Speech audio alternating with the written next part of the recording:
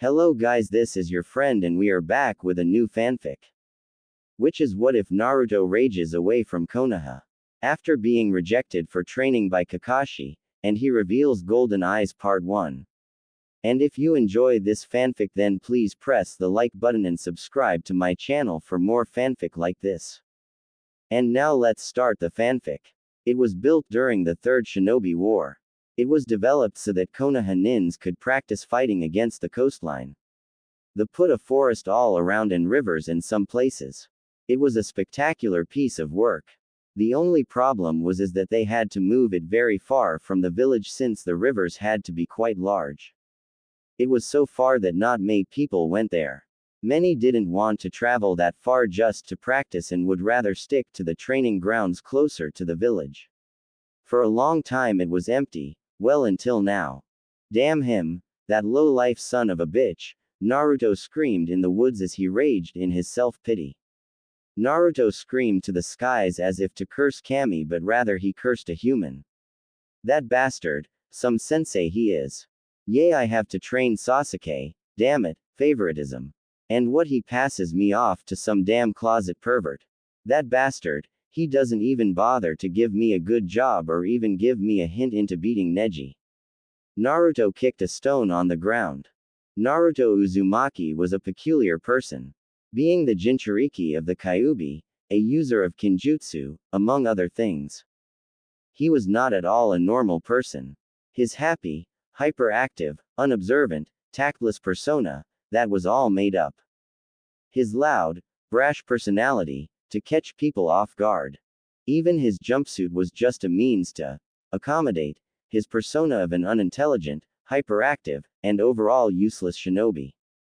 Yep, Naruto did all this because it was necessary.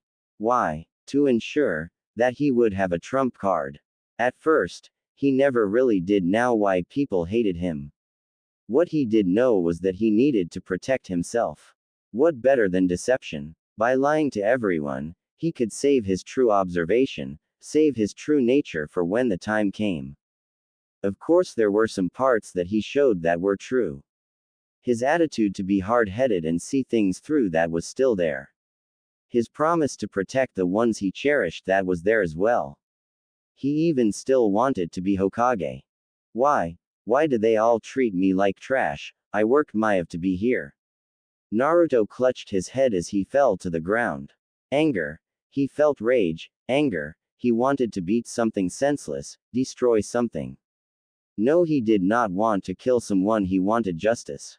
Yes, justice. He wanted justice. Naruto looked up and time slowed.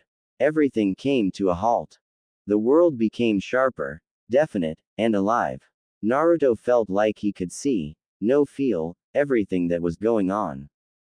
Naruto shot forward at a thick patch of trees that was near the river. Naruto struck against the thick trunk of a tree. His fist impacted, or what it looked like it impacted. Naruto's fist drilled into the tree. But Naruto did not stop there. He moved forward, punching and punching. He broke through the patch with trees faster than 30 loggers could. He reached the edge of the water, breathing slowly. He did not realize what he had just done. He did not realize the power he was slowly gaining. Naruto walked to the edge of the river and looked down. What he saw shocked him. His eyes were different. They were not blue like normal. They were not red like the Kyuubi's chakra.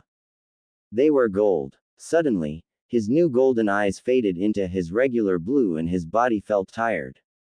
Oh, so tired. Naruto dropped to his knees and panted.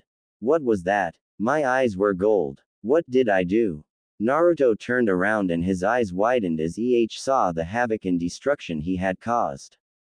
Did I do that? Naruto got up shakily and walked towards the broken trees. He knelt down and looked at one of the sizzling holes he had made when he went berserk. Naruto reached forward and touched one of the holes. Immediately he brought back his hand. It was burning hot. Naruto fell on his butt thinking, what just happened? He had just broke 50 trees in a matter of seconds. There was no way this could be possible on his own. Kyuubi's chakra. No, his eyes would have been red. Then it had to be something else. Then what caused the holes in the trees? They were perfectly circular. It was as if something had formed over Naruto's hand like a glove. Naruto sat on his butt thinking about what he had just done for 20 minutes. Reviewing everything, or at least trying to, him felt his world slow down. It was if he had slowed down time. But that wasn't right, he just reacted faster. Naruto sighed, he was getting nowhere.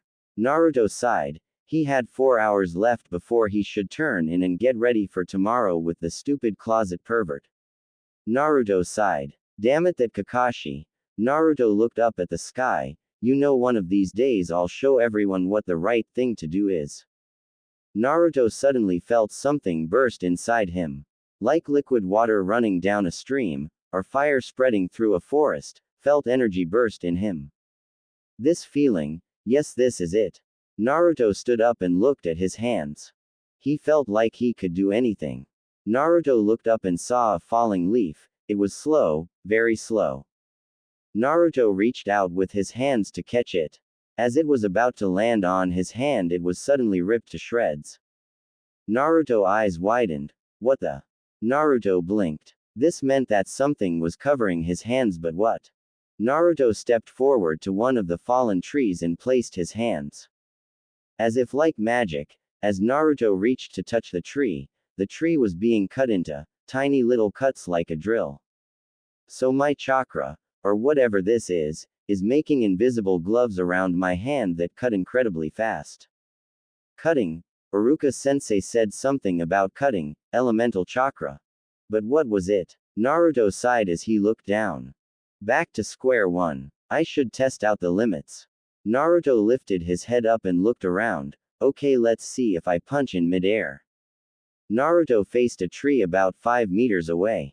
He took a deep breath, took one step forward, and punched while sending chakra through his arm. Without even touching the tree, he repeated the process as if he had punched it up close. So it also does range. How about slashing? Naruto repeated the process on another tree and once again it was successful. Alright, I don't know what this ability is, or the consequences of using it, but I know for a fact that I can use it to beat Neji. Now if I can do it with my arms, how about my legs? Naruto was about to lift his legs, when suddenly the energy left him and he fell to the ground. His body started shaking. Ugh, it hurts. Naruto fell to the ground trembling. It felt as if all his muscles were being squeezed together and being stabbed. It continued like this for 3 minutes until finally the pain faded. Naruto lay on the ground panting, sweat pouring off him in buckets. Now I know the backfires. Naruto got up shakily once more and started walking home. He would experiment later. Next day. And so the training with Ebisu, the closet pervert, went. Naruto sighed and looked down at the water, getting ready feel the pain. Gathering his chakra into his feet, Naruto kept a constant flow as he attempted to walk on the water, key word being attempted here. And being in a hot spring, the water was really, really hot. Quickly jumping out, Naruto's clothes was soaked and you could literally see the steam rising of him. Why can't I get this? Naruto thought. Ever since he had been stabbed, or something, by that snake guy, he couldn't use his chakra correctly. It was as if something was turning his chakra the wrong way. Pressing on, Naruto continued to experiment in ways to stay on top of the water until he finally managed to keep one foot on the water without sinking or just dropping in on the first time. Moving from there, he attempted to take another step only for him to fall in again due to not adjusting the chakra correctly, or rather not being able to. Naruto sighed as he hoisted himself up on the stone street. I have to get this right.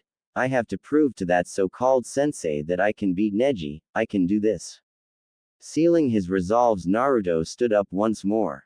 Putting his foot back out onto the water, his foot held firm. Attempting another step again, Naruto managed to put enough chakra to stay afloat, but as soon as he was fully on the water, his chakra fluctuated and he fell in. Crap. Naruto thought disdainfully. And this went on for about an hour, with Naruto attempting to take baby steps and him falling in. Pulling himself up, Naruto was about to attempt it again when he heard arguing a ways off. I will not allow any shameless acts in my presence. shouted his substitute teacher.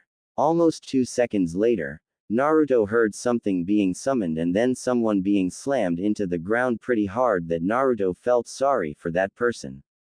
Naruto, wanting a break, decided to check it out. Naruto got up and made his way over to the ruckus.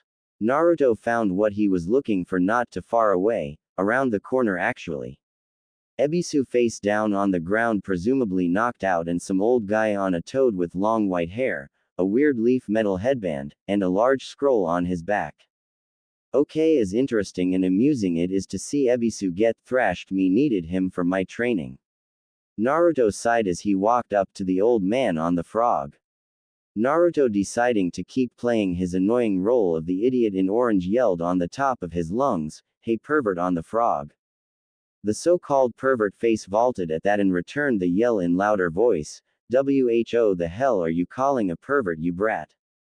Naruto's eyebrow twitched. Oh, he is going down. Using the area to his advantage, Naruto shouted once more, "The one who is peeping into women's baths, that's who." Hearing this, the women in the hot spring quickly covered themselves and ran out of the hot spring screaming about a pervert. Damn it. Why did you have to go and do that? You just ruined my research. Research. Naruto's gut dropped. He could feel where this was going. Reaching into his shirt pocket, he pulled out a book that Naruto seemed familiar to Naruto. With an orange cover and the title, Ika Ika Paradise, he finally recalled where he had seen it. Naruto's eye twitched once more at the relation of the book to the damn scarecrow. Hey, that's the book stupid Kakashi-sensei always reads. Jiraiya took note of the sarcasm and tone used by Naruto when talking about Kakashi but brushed it off. With a pervert smile he said, "Ah, so you've met a fan of the novel. My book must be quite popular." "You mean you're the one who writes that?" Naruto mentally sighed. "Of course, then again, why am I wasting my time here?" Deciding to amuse the kid, Jiraiya chose his idiotic, fancy and purely original way of introducing himself. "I am Mayuboku Mountain's monk of the frog spirits. Also known as the Toad Sage. Otherwise known as Jiraiya of the Sanin." At the end he finishing his introduction with a ridiculous pose on top of the toad's head. A sweat drop forming on Naruto's head.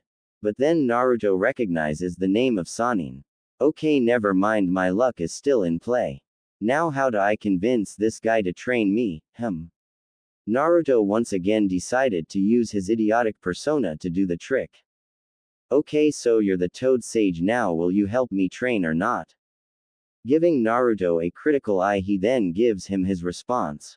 "This is his kid, I owe him one for not being there for him. I guess I can, but I can't make it look too easy. And what would I get in return for this?" Inwardly sighing, Naruto thought about it for a minute until he came up with an idea. "Perverts will be perverts, and dear Kami, why do I have to do this?" Putting his hands into one of his favorite hand signs, he calls out, "Sexy no jutsu." In a puff of smoke appears one of Naruto's original jutsu for dealing with perverts. Naruto was surprised by Jiraiya's reaction. "All right, you have got a deal." Jiraiya yelled, holding up 2 thumbs up. "Now this is payment." Naruto's sweat dropped at this, again, and mentally gave a really heavy sigh. But he didn't really care as long as the Sanin agreed to train him. Although there is one condition to this agreement. Turning around, pushing his fingers together, and giggling like a schoolgirl, Jiraiya said his condition. "You have to stay like that when you are around me." Puffing out of his form in anger, Naruto glared at the old man. Naruto raged inwardly and outwardly. "Damn perverts, I knew it. You are a pervert. I am not just any old pervert. I'm a super pervert." Sighing at his future teacher, Naruto gave Jiraiya a blank look. "At least he agreed to train me. So are you going to train me or not?" Naruto asked with an annoyed tone. Sighing in defeat, the Sanin finally dropped his side of the argument. "Okay, that's settled, let's see what this kid can do.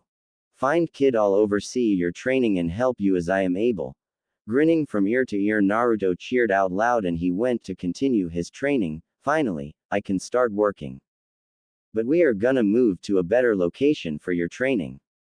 Jiraiya said, this place is too packed for the training I am going to give him. Naruto smirked. I know just the place. After several minutes Naruto reached training ground 56. Jiraiya looked around and whistled at the destruction. Wow. Someone did a number on this place.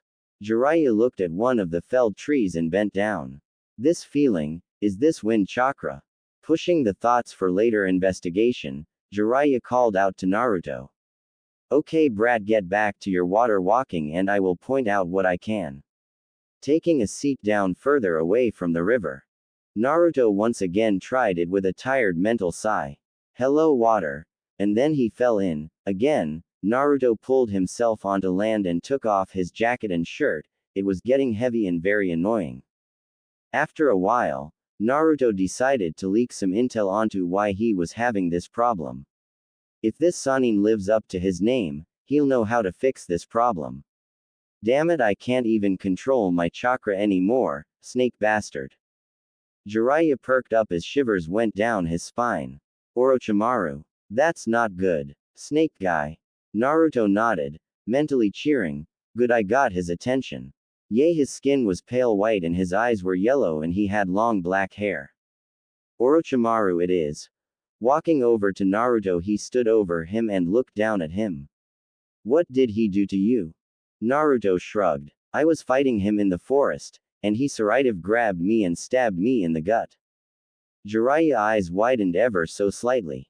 Tampering with Kyuubi's seal, I'll have to take a look. Hey kid, I want you to channel your chakra again, but this time hold it, and don't step onto the water. Pretending to be confused by the request but not looking to disobey the Sanin, Naruto began to channel his chakra. Jiraiya watched Naruto's stomach. So this is the Kyuubi's seal. First time I've seen it in person. Wait, what is this? The five-prong seal. On the even seal makes an influx blocking chakra from correctly moving. No wonder this kid can't control his chakra. Jiraiya sighed. Okay kid, I'll fix ya up. Close your eyes and get ready for pain. Naruto raised an eyebrow. Jiraiya, not waiting for Naruto, slammed his fist into Naruto's stomach. Naruto coughed. Oh, that hurt. Naruto doubled over on the ground and gasped for air. Jiraiya stepped back and nodded. That should do it. Naruto looked up and glared. Playing his part, Naruto yelled out, what was that? Jiraiya rolled his eyes. Just do the water walking exercise again.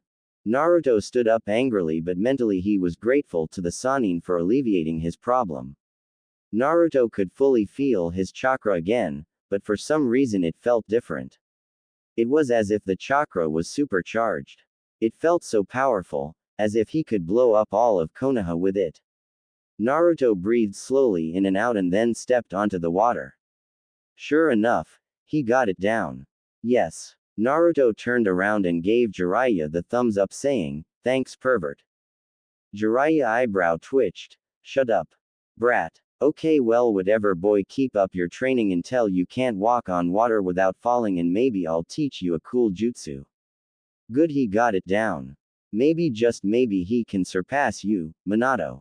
Motivated at the prospect of learning something new, Naruto stepped onto the water once again and let his chakra stream out. But this time instead of just letting his chakra just sit there, Naruto tried lowering the amount of chakra he used.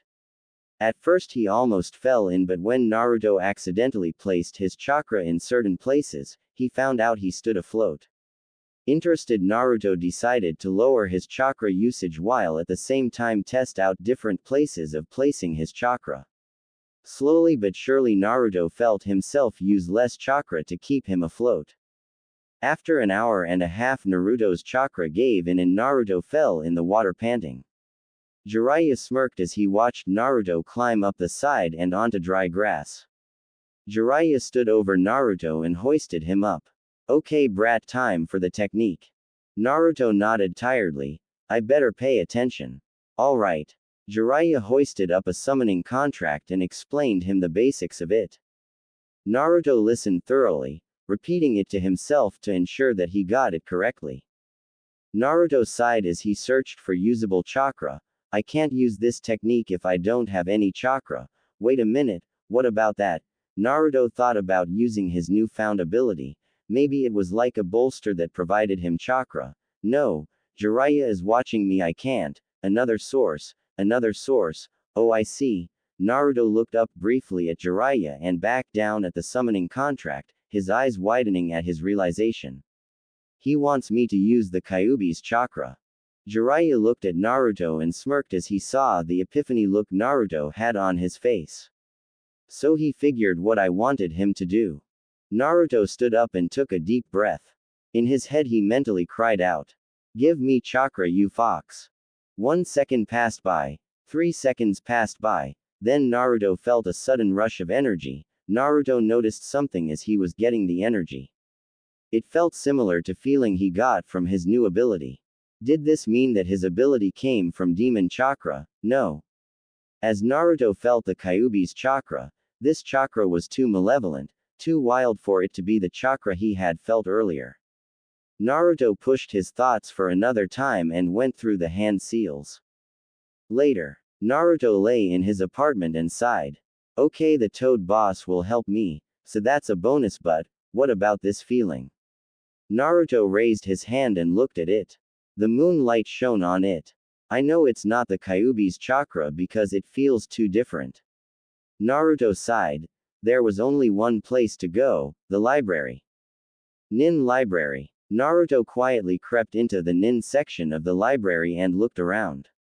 He needed to find something on elemental chakra. If the chakra that came bursted into him was elemental chakra, then he would have to investigate. Well, forbidden things call for forbidden action. Naruto put his hands into a familiar hand seal. Kage Bunshin no Jutsu. A few pops later and 10 Narutos appeared. Moving quickly, each of the Narutos moved to a different section and started searching for scrolls or books on elemental chakra or something similar. Naruto does know that Kage Bunshin does save memories. After 3 hours, the original Naruto went back to his apartment. Only then did he allow his Kage Bunshin to dispel.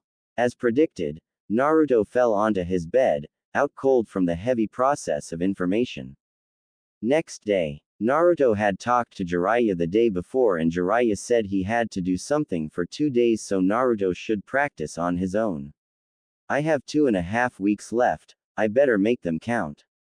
Naruto thought. Naruto created 8 Kage Bunshins and divided jobs among them. He had 4 Kage Bunshins work on water walking, 2 Kage Bunshins spar each other while one observed their mistakes, and finally Naruto had 1 Kage Bunshin enter the new state. Naruto watched as the Kage Bunshin closed his eyes and concentrate. After half a minute, the Kage Bunshin opened its eyes were golden. Naruto nodded, signaling that the Kage Bunshin had indeed entered the state. Now then, if Kage Bunshin can transfer information, can it transfer this? Naruto pondered the question for a while but finally decided that it was better to experiment. Dispel yourself, Naruto commanded. The Kage Bunshin did so and suddenly Naruto felt the rush of entering the state. As he felt the world slow down, and his energy rise, Naruto laughed. So it works. Naruto turned to the other Kage Bunshins who were still diligently doing their assigned chores. It seemed that the state from a Kage Bunshin only transfers to the original. Interesting. Naruto allowed the state to fade and his eyes turned back to blue. Naruto waited for the pain to come but it never did. What the? Then why did it do this? Was it because the state came from the Kage Bunshin? Unlikely. Naruto eyes widened. Of course, when Jiraiya undid whatever that snake bastard did onto his stomach, did that mean he could use this form without repercussions? Naruto sighed. That was for a later time. Naruto sat against a tree and dispelled his Kage Bunshins. Naruto winced at the stabbing pain on his head but quickly shrugged it off. Alright, I know that the state I go into creates wind chakra around my hands. I believe it speeds up my reaction. Sort of works like a chakra pill, but why? Naruto pondered the thought. The chakra felt more like the Kyuubi's but nothing like it. The Kyuubi's chakra was much more potent. Wait, that's it. if the chakra was more potent then it would mean he could use a super small amount of chakra to power a larger jutsu, but how was this possible? He had never heard anything like this. It's like I see. Naruto's mind clicked and fit in the pieces. I know that the seal purifies the Kyuubi's chakra into my own, that is why I have a ridiculous store of energy. It takes out its malevolence, the demonic part of it. It doesn't take out its potency. The chakra I regularly use is my natural chakra, but I have an overabundance of that. The purified chakra that comes from the Kyuubi, I haven't touched that. I probably didn't know how, so if I'm correct, by entering this state I am accessing the purified chakra. Naruto thought over this theory, and the more he thought about it the more it made sense. And, Naruto paused thinking about the incident in the Wave Country and the fight against Orochimaru. Because I am entering a state of heightened emotions I access that chakra subconsciously creating this. Naruto went over to the river and the smallest sliver of chakra he could cut down. He pushed the sliver of chakra into his feet and stepped onto the chakra. Naruto's eyes widened as he stopped onto the water without a problem. Not only was he stepping on the water like he did in his regular state, the water felt solid. Normally with his regular chakra he actively measured his chakra balance, but now he didn't even need to. The chakra went exactly where it needed to be. I am not forcing it to go there, so what is happening? Naruto took a couple more steps and then stepped off the water. Is my body subconsciously putting where the chakra needs to go? Deciding to experiment, Naruto stepped onto the water without pushing any chakra. Sure enough, he stood on it like he did on land. Amazing. Naruto looked down into his reflection and another question popped into his head. Then what about my eyes? Once again it was time to hit the scrolls. Naruto entered the library, this time a half an hour after everyone had left it. Naruto did not want to cause an overload since he needed to think hard. Okay, first up, color septum. Naruto scourged the library on anything with color reference. He dug through several scrolls, and finally he found the thing he needed. Thank you, partner, for learning chemistry. Okay, so light is referred from how much energy is concentrated RO is there. The more energy the closer the wavelengths are, and the closer the wavelengths the different colors on the visible spectrum. Okay, blue is over there and red is over there, then why is yellow over here? Of course. Since the purified chakra is more closely related to the Kyuubi, it will have more energy than regular. That must mean that my purified chakra is going to my eyes, which is why it is changing colors. Naruto bit his lip, but what did that mean for him? Okay, review what I know. The purified chakra from the Kyuubi is accessed through heightened emotions. My body subconsciously calls it and puts it where it needs to go. My eyes turn yellow due to the chakra going into my eyes. Wait, my eyes. Of course, because my eyes are being infused with chakra, I can see things slower. Wait, no. Naruto paced across the library floor. Okay, why do I see things slower? I know that it has to do with chakra going in my eyes, but what does it do? Naruto sighed and looked up. And if sent by Kami, Naruto's eyes were attracted to a scroll called Reaction Time. Naruto mentally thanked Kami and grabbed the scroll, drinking in its contents. Naruto sat down and sighed as he tried to intake the information. Okay, so the chakra in my eyes helps send signals to my brain faster than normal. Similar to the Sharingan but not Woot. I can't memorize things, so I can't copy ninjutsu. I probably still can't see Thora Genjutsu. Damn it, that would have helped. Naruto got up and brushed his clothes. Okay, I know that my chakra is just raising my body's potential, but doesn't that mean my body will get used to running on that chakra? Naruto's reasoning was sound. If a person stayed on soldier pills too long, they would get addicted, which was why people used soldier pills sparingly, since the properties were hard to wane off of. Think, Naruto, think. Why you are not addicted to it just yet? Naruto looked at his hands and the answer hit him like a ton of bricks. Of course, most of it's transferring into my natural elemental affinity, wind chakra. This was the answer. He had figured it out. Naruto smirked as he thought about it. Okay, because I am using wind chakra, I need to know how to use wind jutsus. And, Naruto looked around at the hundreds and hundreds of scrolls. What better place than the library? This time Naruto did create cage bunchins and had them scourge the area for anything related to wind. 2 days later, Naruto panted as he stood in the middle of the field. All around him were dozens and dozens of trees that were cut in many places. Naruto had practiced on them yesterday to master the basics of using wind. What interested Naruto was not the slicing and cutting of the wind but what many wind masters could scarcely believe possible. Using wind to control pressure. Yes, it was amazing. Naruto had heard hints and pieces of it in the many scrolls his cage bunshin had read. Some of the experimenters of wind had tried to concentrate wind. They said that they were able to put high-pressure winds on certain areas, hence creating Fuden, great breakthrough, but that was not the point. One master even tried doing the opposite and releasing pressure. The result, he created a high-sped technique. Naruto already had 3 cage bunchins practicing that. The possibilities were endless. Naruto wanted to create thousands upon thousands of cage bunshin to start practicing, but if he did that then he would be in a coma till the finals and that was a no-no. Naruto settled for only 50 of them. He divvied up the work to 20 on the basics and the rest on different techniques. Interestingly enough, Naruto had created the trough for a new river. It was about 8 feet wide and 3 feet deep, and it reached for about 28 feet away. It's powerful but it can't last far away since the compression needs to be continued. Naruto sighed as he bent down to examine his destruction. It's usual. Why was Naruto creating such destructive techniques? To defeat Neji, that was easy now with his new state. Naruto was preparing for something else. Unlike most of his genin class, Naruto could see tension. He understood why the Sound Nin tried to attack his team. He saw that the Sand Genin were far beyond Genin level, so what was the point of trying them out? It had to be much more than simply showing off.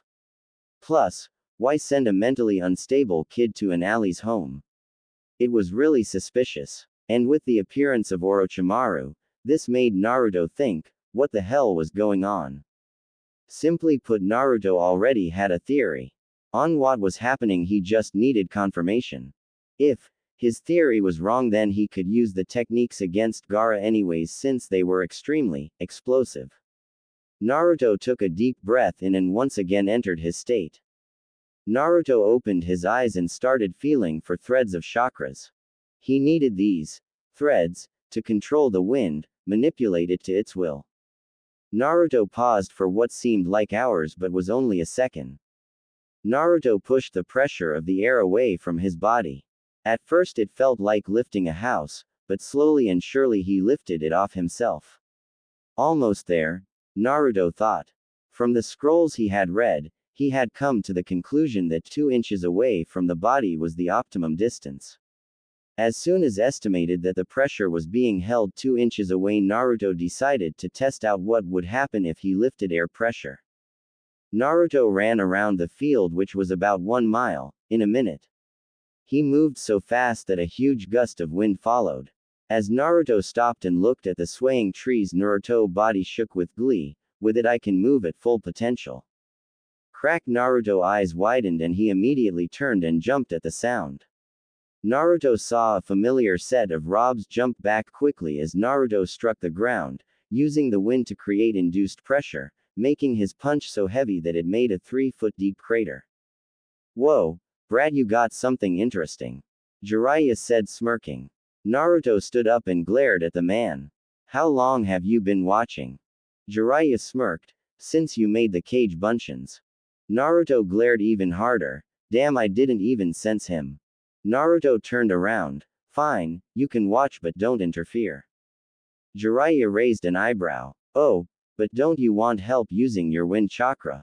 Naruto whipped around and ran at Jiraiya, who jumped back. Naruto growled at the man. How did you know? Jiraiya smirked. Because it's my affinity as well. It was Naruto's turn to raise an eyebrow. Okay, but do you even know what I'm doing?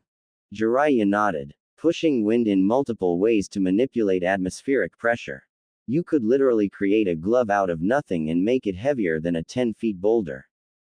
Naruto nodded. Jiraiya walked past Naruto and looked at the different Kage Bunshins diligently working on their tasks, ignoring Jiraiya.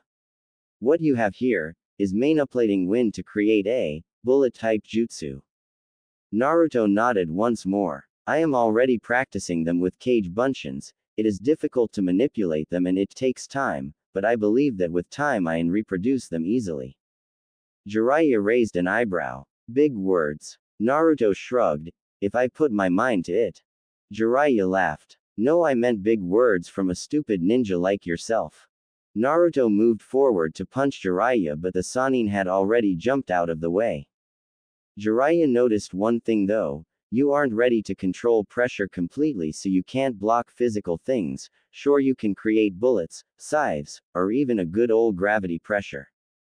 Jiraiya pointed over to 5 Kage Bunshins concentrating wind so hard that it was literally condensing the particles around it. But since you can't dodge a kunai without losing your balance, you suck.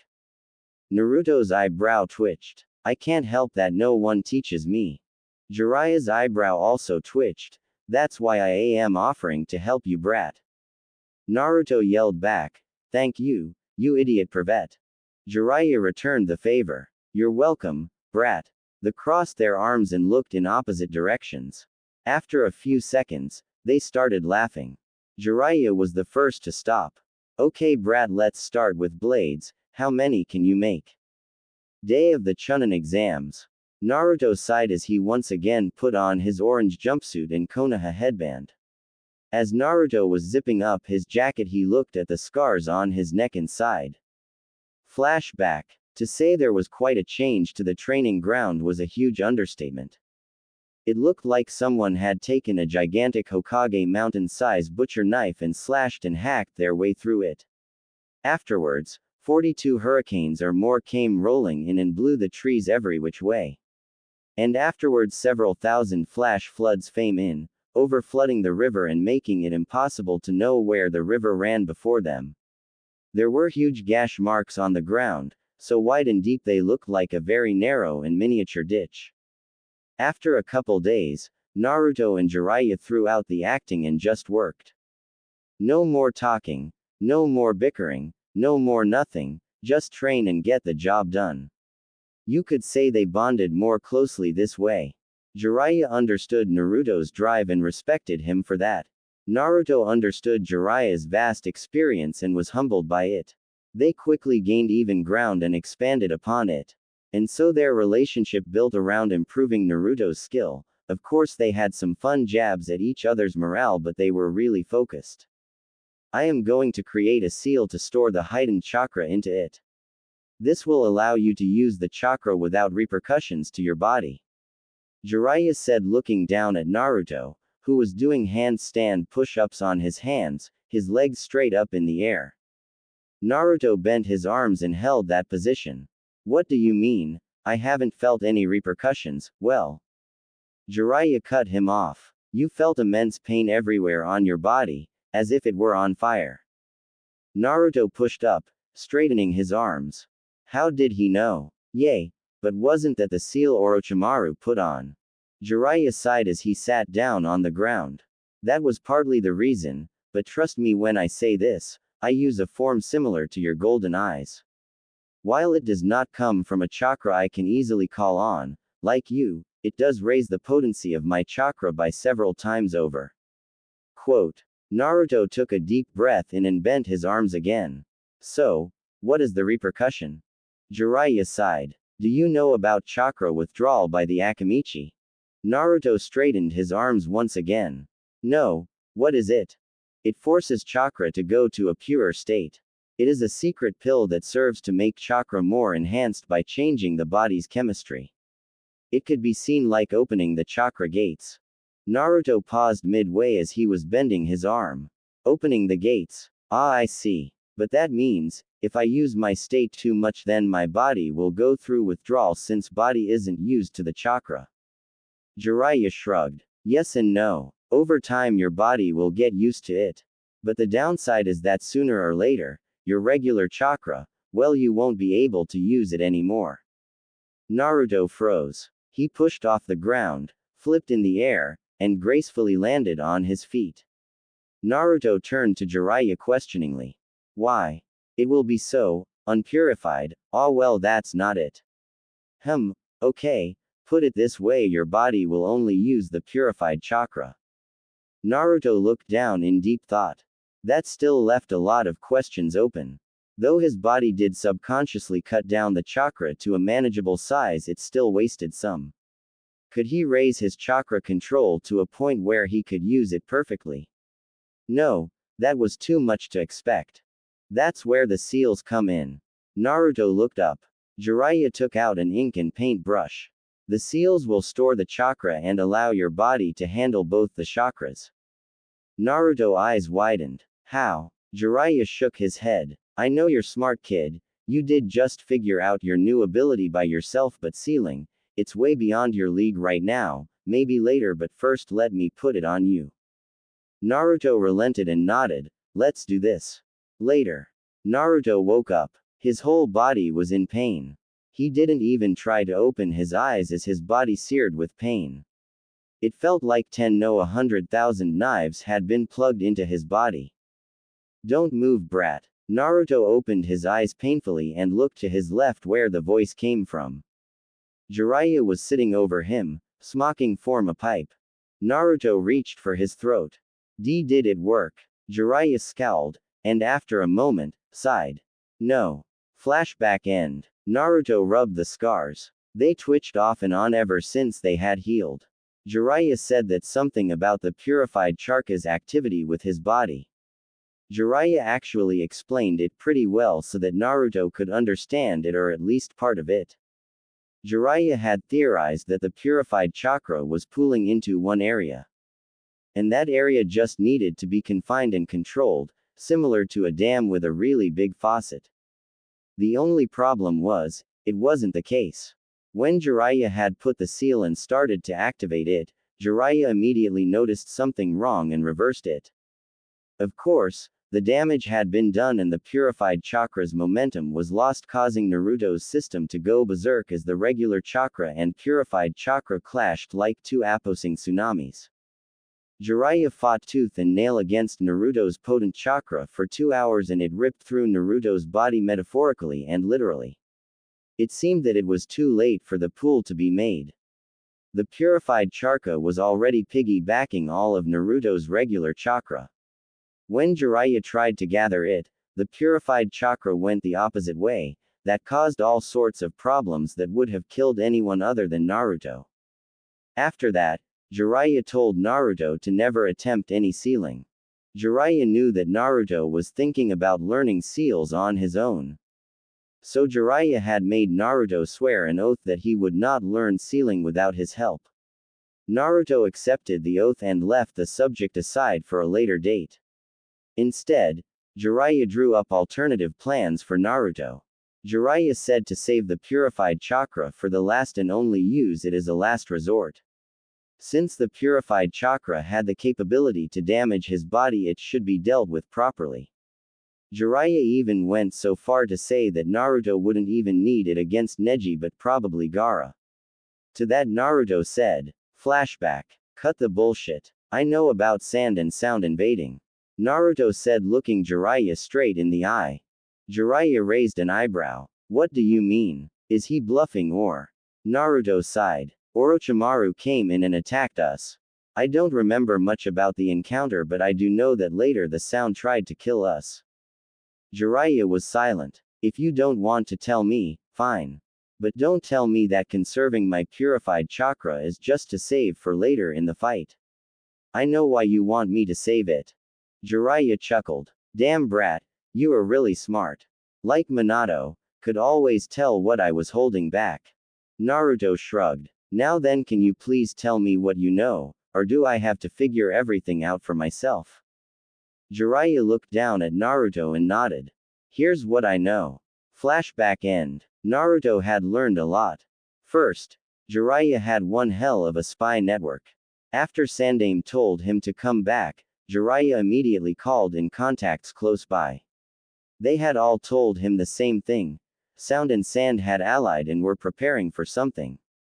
Obviously this was going to be huge, and hidden alliances meant sneak attack in the shinobi world. Sandame was already preparing for the imminent. Ah, it's too early to go to the stadium, Naruto thought while taking his eyes off the mirror and past reminiscences. Naruto got up and walked down around. Many people were already at the stadium, so not many people were in the streets, or at least people who had time to recognize the Kyuubi brat.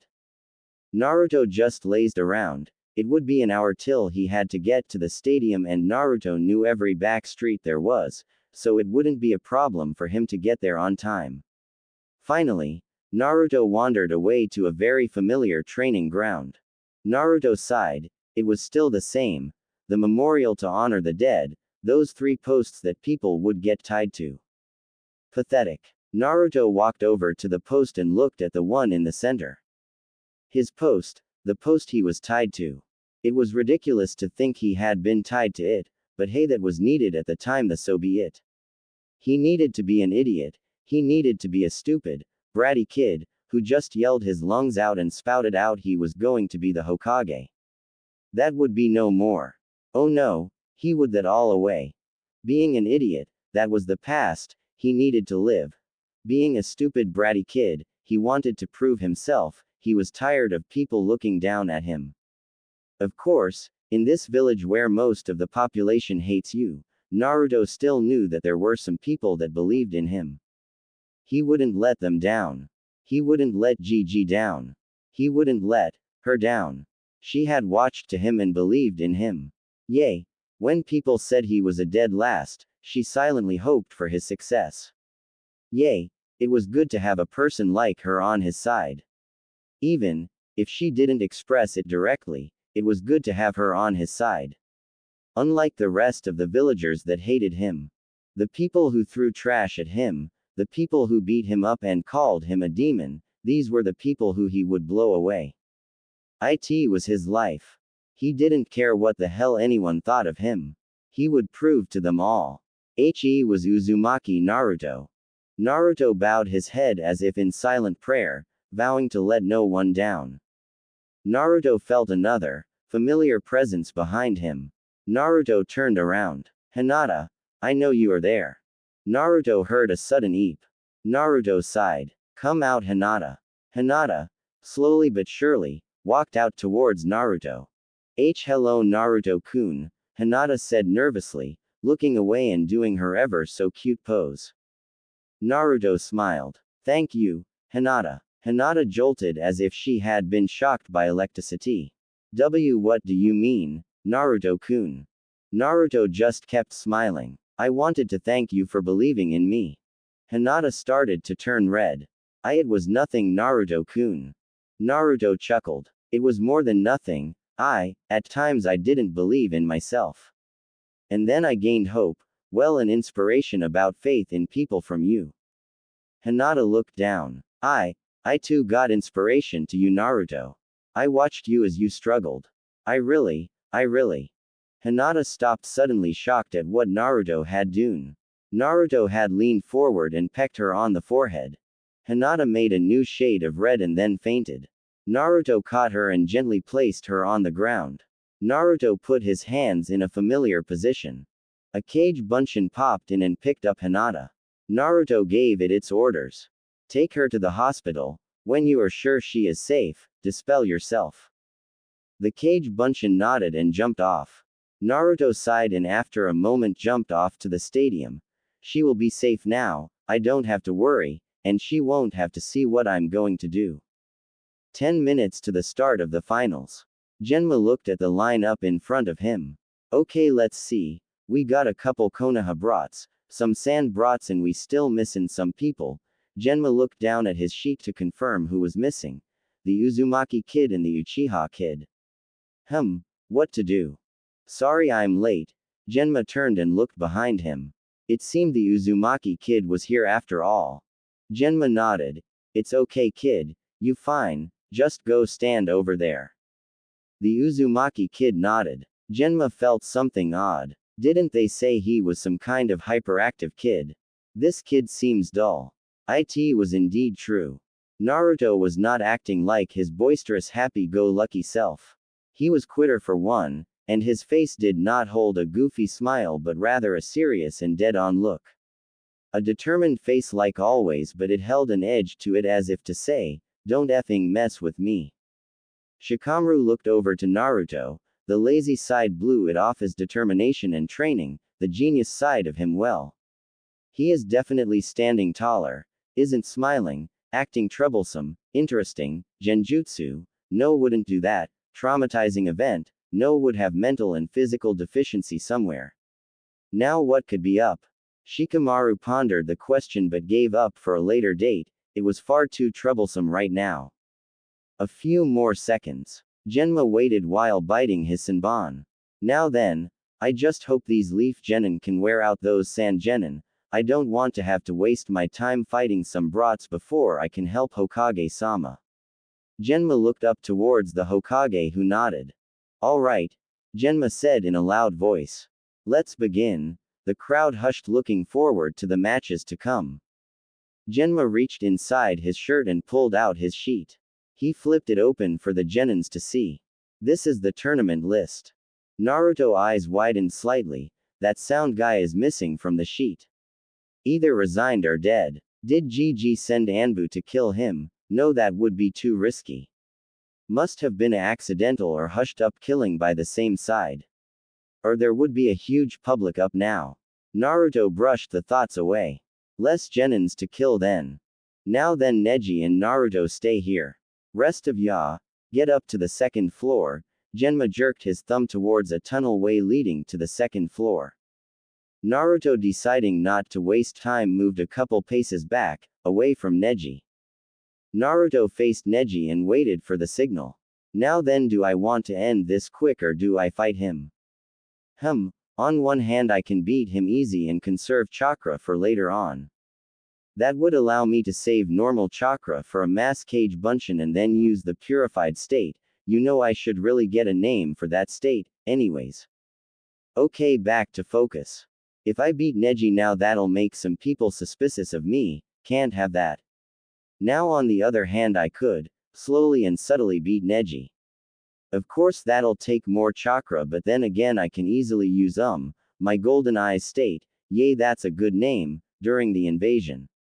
I'm going to have to use it anyways to stop Hoka. Naruto snapped out of his thoughts when he saw Neji charge. Naruto said while jumping back. Naruto turned his head towards Genma and growled out, hey, did you even say start yet? Genma shrugged. Yay kid, I did, you were in La La Land for a while. Naruto rolled his eyes and then turned his attention back to Neji. Old school it is then. Neji sneered at Naruto. You should give up. Fate has decreed that I shall win this battle. Naruto raised an eyebrow. Is fate your bitch or something? Neji blinked. Naruto shook his head. I mean seriously, fate tells me this, fate decided this. Man, do you have fate on a payroll or something? Neji glared and charged, palms already charged with chakra. Naruto weaved through the many palm strikes. Neji was fast, but he was a snail compared to Jiraiya. Naruto ducked under a strike to his chest. He crouched low into a horse stance. This is an actual stance from Tae Kwon, my partner told me, and used a jab to Neji's stomach. Neji flew back and hit the ground hard. Naruto smirked. Pretty slow there. Maybe you should pay off some war god too. I think that'll be better against me since luck's on my side, nay. Neji got up coughing. That last punch hurt, but he had taken worse from Guy-sensei. You arrogant fool, you cannot win against fate. Naruto rolled his eyes. Hypocrite. Man, oh man. Naruto looked down, scratching his head. How am I going to explain this to you? Naruto started walking forward towards Neji. Neji, suspicious, got into the Juken stance and waited for Naruto's approach. Naruto just kept walking, as if he didn't even notice Neji's aggression. Naruto walked closer and closer, until he was in perfect striking distance for Neji. Naruto sighed once more and said, fate is for those who are blind. Neji face twisted in rage. He moved forward while calling out, 8 trigrams empty palm. Naruto smirked. Okay, concentrate chakra to your feet, and release in burst as you move your ankles. Naruto recalled the simple yet amazing technique made by a man that was called Nine Dragons. I will do a crossover later with the Breaker A manga, please read the series, it is very good. As soon as Neji came in close ready to strike, Naruto had vanished as if into thin air. Neji already had the Byakugan up and ready, but he couldn't find Naruto anywhere. That only mean one thing. Neji spun around him and dodged the kunais that were speeding towards him. Wah, that's pretty good intuition there, Neji-kun, Naruto said while sitting on the branch in the air. Naruto was tossing a kunai in the air and catching it as it fell. Neji glared at Naruto, to be directly in the back of his blind spot, that meant Naruto knew. But how? Naruto kept throwing the kunai up and kept on catching it. Neji-kun, let me tell ya something. Neji cut him off. I do not need a lecture. You know nothing of pain. Naruto caught the knife and did not throw it up. Naruto's eyes narrowed and his voice became hard. Tell me what you know of pain. Neji complied. Neji spoke of being branded with the seal. He spoke of losing his father. All the time Naruto listened patiently. When Neji had finished, there was a hushed silence. Naruto sighed and jumped down from the tree. Naruto's hair was covering his eyes. You are right, that is pain. I will not deny you the right to call that pain. Losing a loved one that hurts, being branded inferior that hurts also. But you are still far away from even be swallowing in self-pity. There are many out there. Naruto paused as his memories flashed through his mind. That have dealt with worse and got through. Naruto sighed for he last time. That is why you lose. Naruto vanished. Neji eyes widened. Where is he? I can't see him. Behind, Neji tried to use Kaden but his body suddenly froze. He couldn't breathe. Why couldn't he breathe? There wasn't any air. He needed air. Shit, he was blacking out. Gasp.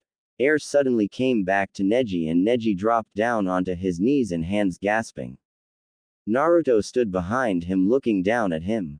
Naruto closed his eyes and raised his hand and called out, flock of knives. Neji tried to stand up but suddenly he felt something brush against his body. It felt weird, he felt light. It was as if he was really dehydrated. Neji looked down at his hands. There was cuts on them. Tiny little cuts, that started to bleed red. How did he get those cuts? What happened to him? But fate. Neji fell to the ground, bleeding and unconscious. Naruto just stared at his opponent.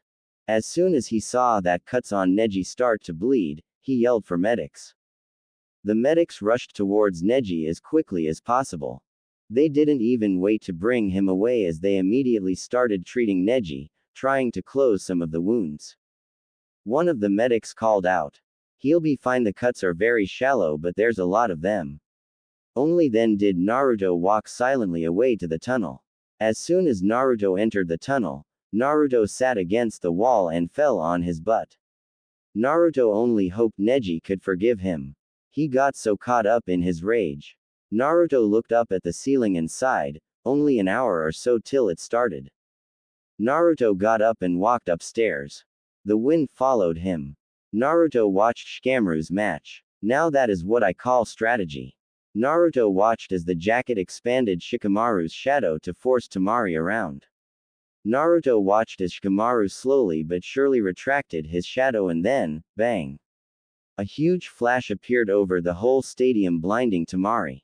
Naruto averted his eyes. Everyone else in the stands had looked directly into it and were now covering their eyes with their hands in pain. It would have been a very funny sight if anyone had seen it, but oh well.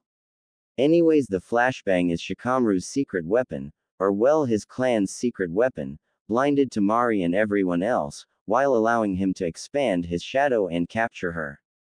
And so it went. Huh? Genma asked incredulously, his senbon threatening to fall from his loose lips. He looked as if he had been hit with a 3-ton pan on the head, and then a horde of hot-looking girls each took a turn kissing it, or not, but that was what it looked like. He was in the middle of laughing at the same time dazed. it kind of looked like he was constipated but was reading a funny comic. Wha? Temari stuttered, her eyes wide and her mouth dropped open in shock. Shikamaru was half tempted to tell her she'd catch flies if she didn't shut it. What did you say? That's right. You heard me, Shikamaru said lazily. I quit. It was fun and all, but this wouldn't last much longer, anyway. I'm almost out of chakra. In fact, I think I've got enough to hold this for another 10 seconds, tops. I thought up 540 possible ways to finish this, but none of them would work. What? Temari asked, still dumbfounded. You mean that, after all that talk about not losing to a girl, and after all the trouble you gave me, you're forfeiting? What the hell was wrong with this guy? She had never met such a friggin' lazy guy like him. Must I repeat myself? Shikamaru retorted rudely, his shadow retracting from her form. There, you happy? I couldn't fight back even if I wanted to. You win. Shikamaru rolled his eyes and then proceeded to stare at Genma, who was still trying to figure out what the hell had happened. Genma started slowly, as if the words refused to leave his lips. His eyes were still wide as he continued, trying to force the next phrase into the air. Winner, Temari. Naruto chuckled at Shikamaru, he had plenty of chakra left. Naruto knew for a fact that Shikamaru was bluffing about his chakra, of course there was the question why. If Naruto had to guess, it would be to conserve chakra for a battle up ahead. Damn, I am lucky I have him on my side. Naruto thought with satisfaction. Now then, where is that sensei and Sasuke? Everyone tensed as a whirlwind exploded a few feet from Shikamaru, kicking up a thin cloud of dust. Leaves that had not been there before danced about the high-speed winds, some crumpling under the pressure. In a quick burst, the winds dissipated, revealing two figures back to back as the leaves slowly fell to earth. The first person was tall, nearly twice as much so as his shorter companion. He wore navy blue under a green flak jacket, a mask hiding most of his face. A Konoha Hitai was slung over his left eye, hiding the socket beneath. His light gray hair spiked up, as if defying the laws of gravity. One of his hand was snuggly held in his pocket. The other one tightly held a very familiar orange book. The second person, well boy, was no more than 13 or 14 at best. His bangs were long and parted to frame his face, easily reaching to the very edge of his jawbone. His dark eyes were observant, flickering about the stadium as a small smirk quirked at the right side of his lips. His raven black hair spiked backwards at the back of his head, kind of like the hind end of a chicken. He wore a black shirt and had several bandages around his arm and his leg. It seemed he had done some serious training in the last month. Naruto sighed. Well then, it's almost time to get the show on the road. Flashback. How are we going to counter it? Naruto asked, staring at Jiraiya intently. Well, he was staring at him upside down. Naruto was placing his hands on the ground and using the wind to hold him steady.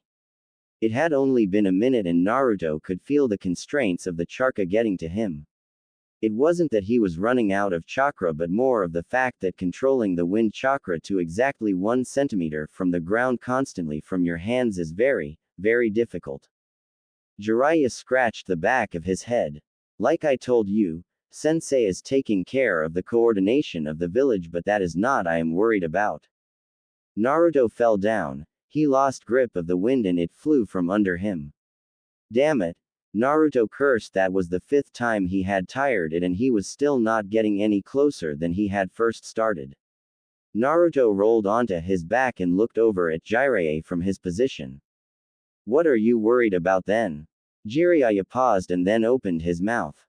Flashback cut. The younger of the two figures looked up, his expression remaining mostly neutral at the blonde.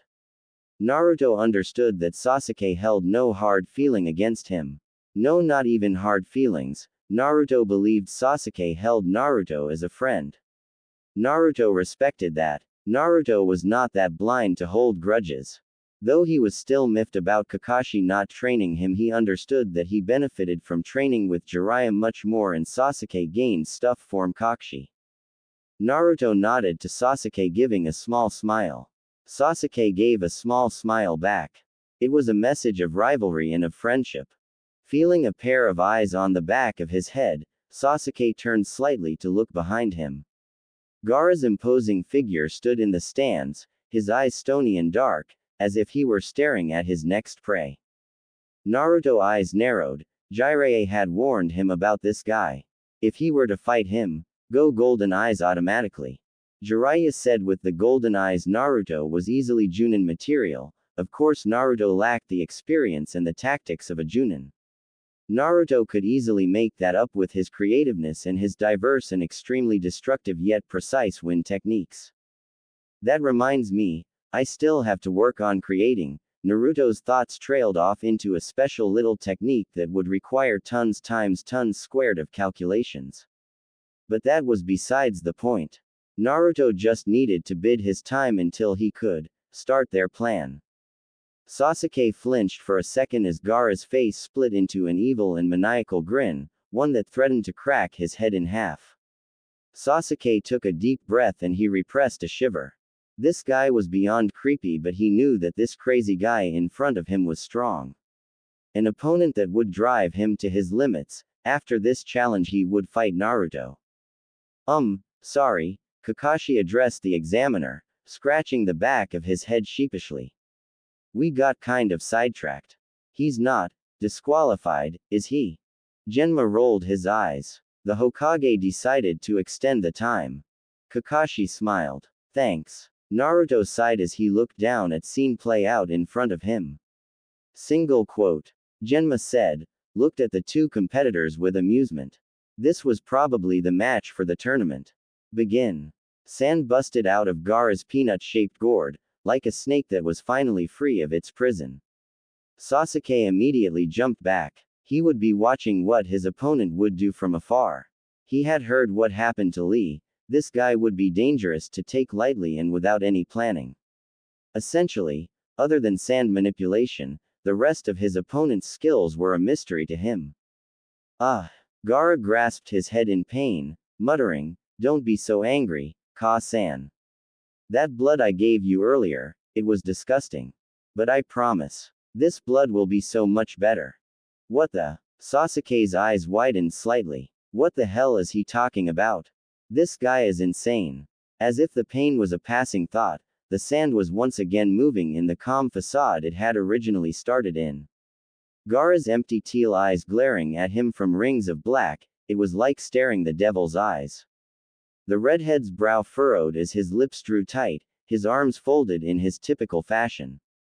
The sand was calm, floating around the boy smoothly, it formed a perfect circle around him. Come, Gaara uttered lowly, his voice dangerous. Sasuke noticed that the sand was subtly twitching as if calling for blood. In a blur, Sasuke dashed towards his opponent, kicking up a trail of dust as he moved. Naruto's eyes widened as he saw Sasuke move in. Is he crazy? He'll be killed. Sasuke flung two shuriken, watching as the sand automatically rose up and grabbed them out of the air. There's that automatic sand response. Kakashi told me about. Sasuke glared at the sand as it started to rise. The sand morphed into a copy of Gaara, glaring at him with the two shuriken grasped in its fingers. It exploded outwards and Sasuke leapt up, tossing two more of the throwing stars as the Gaara clone tried to use his previous ones against him. They collided with each other and fell to the ground. Sasuke landed, punching a hole through the doppelganger, the sand grasping at his wrist. He brought his other hand up in a palm strike, blasting the sand clone's head to bits. He rushed forwards again, aiming a punch at the redhead's face.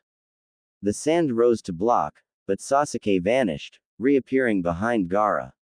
To his opponent's shock, he landed a solid punch on the Suna shinobi's left cheek, sending him flying. The sand formed a cushion for Gaara, standing him back up as it repaired the damaged section of sand armor. That speed, Guy remarked in surprise. He turned to his eternal rival, Kakashi-san. You. I did. Kakashi nodded. I focused on the fight happening below. I had him imagine how Lee would fight and copy it. Needless to say, He picked it up quite well. I see, Guy said seriously. But you do realize that pure taijutsu won't be enough for this, don't you? Even my brilliant pupil couldn't beat Gaara-san with taijutsu alone. Taijutsu isn't all I taught him, Kakashi remarked lightly, revealing no secrets. Sasuke-kun and I are very similar people. Guy looked down at the scene, his mind working on what Kakashi could mean. In a blur, Sasuke was upon him again, landing another punch. It hit and he continued, lifting himself and Gaara into the air as he went.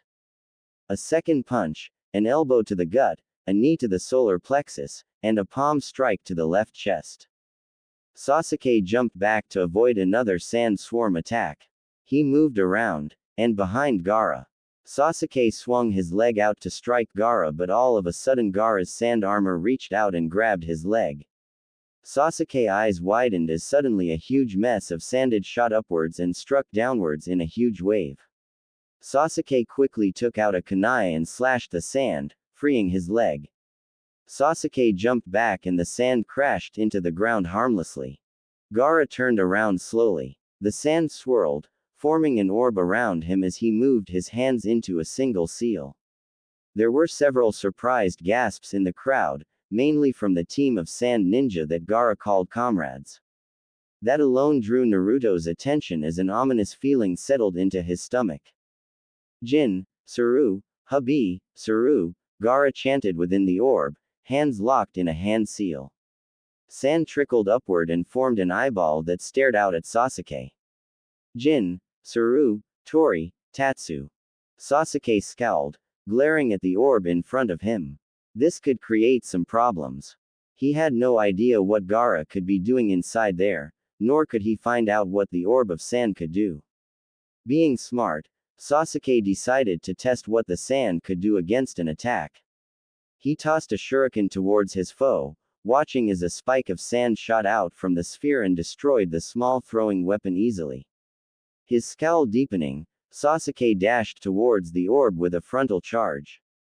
Blood trickled down Sasuke's cheek, fist, and left leg, spikes of sand protruding from the orb just barely having missed impaling him. He had come far too close to losing a body part there, and he would have if it hadn't been for his Sharingan. He jumped backwards, doing several flips. Sasuke kept moving backwards until he attached himself onto the arena wall so he could have a clear view of the field. I guess I have to use that technique, Sasuke told himself. Kakashi warned me to only use that as a last resort. Damn, there is no other way. Chidori it is, then. Reassuring himself that it was the right choice to do, Sasuke flashed through 3 quick hand seals, bracing his left arm with his right hand. Chakra gathered, quickly turning into a blue lightning that fizzled loudly. The sound of 1,000 birds chirping filled the area as Sasuke crouched on the wall, prepared to make a fast dash. Guy turned to Kakashi in shock. Kakashi-san, you didn't. I told you, Guy-san, Kakashi said in a firm monotone. Sasuke-kun and I are very similar people. But Kakashi-san, that jutsu? The green-clad man asked seriously. Kakashi nodded, never taking his eyes off the match. It was the only way I could think of that would get through that boy's sand defense. He replied. Now Sakura, Ino and all the other genin around them were looking at the 2 junin. Still, Guy continued, it isn't something to teach a genin. He said, a frown marring his face. Kakashi glanced at him in annoyance. And that thing you taught Lee wasn't? He said irritably. Guy got a pained look on his face and said no more. What jutsu, Kakashi-sensei? Asked Sakura. Kakashi just looked at the girl and gave her one of his smile things. Just wait and see, Sakura. He said, then turned his attention back to the match, as did all the genin. Naruto's eyes widened as he looked at the technique. High concentration of chakra in the form of lightning chakra. What the hell did he practice electric manipulation also? Naruto gritted his teeth. Just when he thought he had an advantage, it was killed off already. This is true for Kishimoto's way for Naruto. Then, to the eyes of the roaring crowd, Sasuke became a blur as he ran full speed down the wall, a trail of destruction left in his wake. As he hit the ground, he continued forward, kicking up a cloud of dust and debris. The crowd roared even louder as Sasuke closed in on his opponent, his Sharingan allowing him to dodge the spikes that shot towards him. With only a fraction of resistance, Sasuke's hand cut through the barrier of sand surrounding Gaara, passing quickly through the sphere and striking the red-haired boy within. All was quiet as the crowd waited with bated breath for the result to show itself. "What's this? This warm moisture?" Gaara's voice asked, confusion and fear running rampant. "Blood. Is this my blood?" An ear-splitting shriek rent the air, the cry of a dying man. Naruto winced at the noise. Has he ever seen his blood? Naruto thought with disbelief. Naruto's eyes widened as he felt something go over his eyes. He was getting really sleepy. What was going on? He felt so genjutsu. Naruto immediately sent a burst of chakra throughout his body. Jiraiya had taught him how to do a genjutsu delay technique. By pushing chakra up and down the body, forcefully, you could keep your mind active long enough to dispel the genjutsu. While it was not a way for Naruto to dispel genjutsu, it gave Naruto time. Naruto immediately called on his hyperized chakra. A huge torrent of chakra flowed around Naruto and the wind, noticeably, picked up around Naruto. Naruto blinked once and his once blue eyes now had changed into golden ones. Flashback. You can't even dispel a simple genjutsu, Jiraiya yelled, skeptical of what he was seeing. Jiraiya had run Naruto into the ground, through several trees, a couple hills and a small river, and he was still making Naruto do more. Naruto lay on the ground panting. Sweat was beating down his back in waves. His muscles screamed revenge and he had half the mind to fall asleep and go into a coma. That was beside the point. Naruto groggily stood up and looked up at Jiraiya tiredly. "I can't help it, I just can't manipulate my chakra fast enough to make a burst." It was true. You see, the one problem with Naruto's chakra or chakras is that since there were so many types, albeit the others in small quantities, the passageways got clogged. This caused problems for Naruto when he is trying to move chakra to certain places, specifically away from his head. Jiraiya paced back and forth. His face scrunched up in deep thought. It looked like he was constipated and reading a difficult book at the same time, and yes, I have tried that, it doesn't work, it makes the book 10 times harder but shitting much easier. Jiraiya's eyes widened in epiphany. That's it, your natural chakra movement. Jiraiya whipped around to face Naruto, who was still panting, tiredly. Go into your hyper state. Naruto looked up wearily and raised an eyebrow, but you said not. Jiraiya waved his hands. Just do it for a second. Naruto closed his eyes and opened them.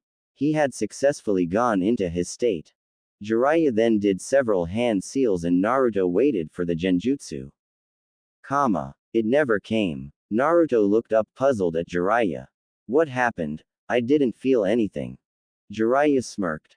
So my theory is right, since your body moves your hyper chakra where it needs to be, when you are in that state genjutsu is utterly useless against you. Naruto raised an eyebrow. Is there any bad side or is this on a silver platter? Jiraiya shrugged. There could be a possibility that moving of chakra away from your head could slow your reaction, but that would be a fraction of a second. Naruto nodded and stood up again. Okay, what's next? Flashback cut. Naruto smirked and turned as he saw several nins release the genjutsu. Naruto noted that the Haruno girl had successfully dispelled the genjutsu. Naruto sighed. It was time to put on the blindfold. Naruto reached into his orange jacket and pulled out a black cloth. He tied it around his eyes and breathed in slowly. All right, time to get to work. Naruto jumped towards the spectators' stands to fight. Sakura ducked down scared as she heard the battle go around her. Damn it, what is going on? Sakura looked up and saw Guy and Kakashi fighting back to back. It was amazing to see two of the elite nins to fight. Sakura was about to speak out when suddenly a sound nin appeared in front of her. The nin looked at her and without a word raised his kunai.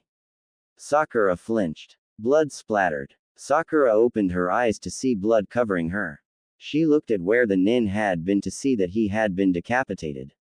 Sakura jumped back in her chair trying to get as far away from the bleeding body as possible. Holy shit, Sakura repeated in her head like a mantra. Haranu, get up, you are a nin. Sakura looked over to her right to the voice to see Naruto. Sakura eyes narrowed. What are you to tell me? Suddenly a nin appeared behind Naruto. Naruto, look. She never got to finish. Naruto whipped around and hammer-fisted the man. His fist, as if a sword or a drill, cut its way through the nin's arm and down his side. The nin fell screaming as he clutched his torn side. He would die 23 seconds later from blood loss. Sakura shook slowly. Is this Naruto? Is this Dobi? Sakura looked up and saw something strange on Naruto. Naruto, your eyes. Naruto looked at her, or well seemed to be looking at her. What do you mean, Haranu? Naruto asked quickly. You have a blindfold behind you. Naruto ducked a sword swipe from a sand nin. He pivoted on his right left and elbow smashed into the nin's gut. The wind chakra, which was spinning around his arm, drilled its way through the man's skin and cut up the nin's liver and stomach. Naruto turned back to Haranu as if he had not just killed two people. It's a new fashion statement.